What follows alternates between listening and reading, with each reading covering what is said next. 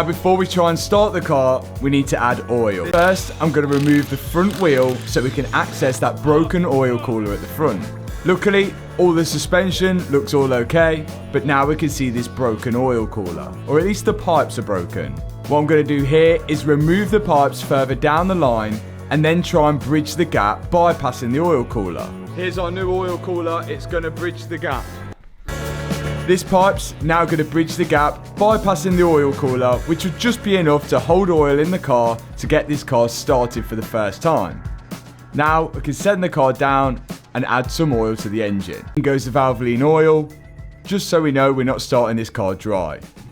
Okay, there's just enough Valvoline to start it. It takes a lot more than that, but we only want to get it running for like 3 seconds just to know what we're dealing with here and whether we've got a bargain or I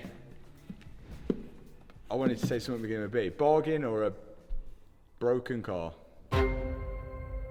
Okay, time to start it. Well, at least try. It's alright.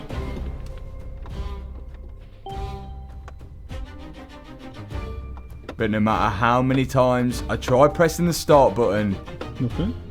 the engine wouldn't go. Nothing. Not even trying. No. No start.